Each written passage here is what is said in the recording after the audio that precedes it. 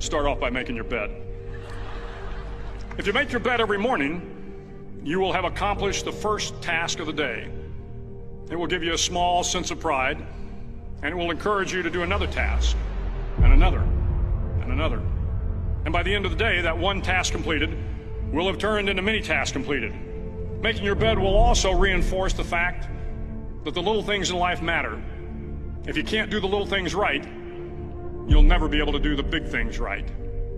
And if by chance you have a miserable day, you will come home to a bed that is made, that you made. And a made bed gives you encouragement that tomorrow will be better. To pass SEAL training, there are a series of long swims that must be completed. One is the night swim. Before the swim, the instructors joyfully brief the students on all the species of sharks that inhabit the waters off San Clemente. They assure you, however, that no student has ever been eaten by a shark, at least not that they can remember.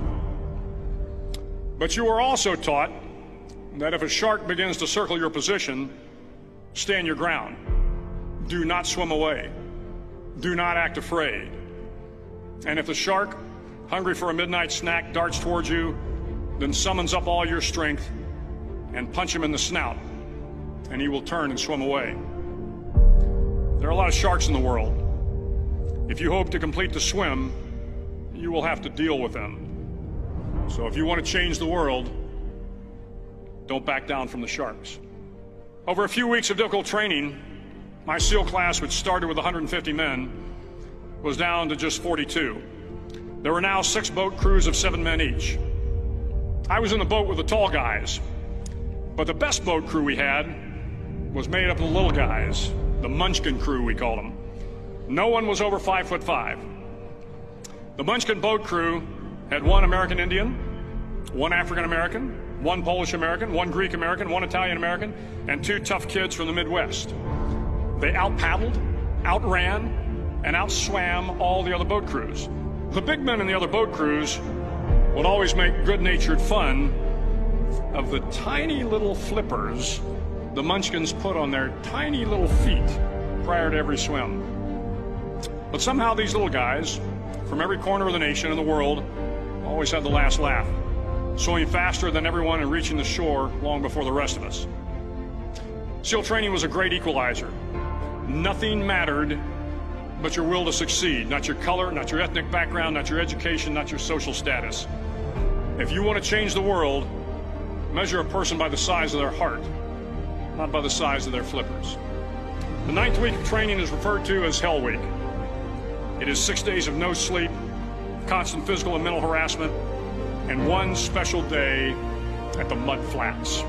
The Mud Flats are an area between San Diego and Tijuana where the water runs off and creates the Tijuana Sloughs, a swampy patch of terrain where the mud will engulf you. It is on Wednesday of Hell Week that you paddle down to the mud flats and spend the next 15 hours trying to survive this freezing cold, the howling wind, and the incessant pressure to quit from the instructors. As the sun began to set that Wednesday evening, my training class, having committed some egregious infraction of the rules, was ordered into the mud. The mud consumed each man till there was nothing visible but our heads. The instructors told us we could leave the mud if only 5 men would quit. Only 5 men, just 5 men, and we could get out of the oppressive cold. Looking around the mud flat, it was apparent that some students were about to give up. It was still over 8 hours till the sun came up. 8 more hours of bone-chilling cold. The chattering teeth and the shivering moans of the trainees were so loud, it was hard to hear anything. And then one voice began to echo through the night. One voice raised in song. The song was terribly out of tune, but sung with great enthusiasm. One voice became 2, and 2 became 3, and before long, everyone in the class was singing. The instructors threatened us with more time in the mud if we kept up the singing, but the singing persisted, and somehow the mud seemed a little warmer, and the wind a little tamer, and the dawn not so far away. If I have learned anything in my time traveling the world, it is the power of hope. The power of one person, a Washington, a Lincoln, King, Mandela, and even a young girl from Pakistan, Malala. One person can change the world by giving people hope. So if you want to change the world, start each day with a task completed. Find someone to help you through life. Respect everyone. Know that life is not fair and that you will fail often. But if you take some risks, step up when the times are the toughest, face down the bullies, lift up the downtrodden, and never ever give up. If you do these things, the next generation and the generations that follow will live in a world far better than the one we have today. And what started here will indeed have changed the world for the better.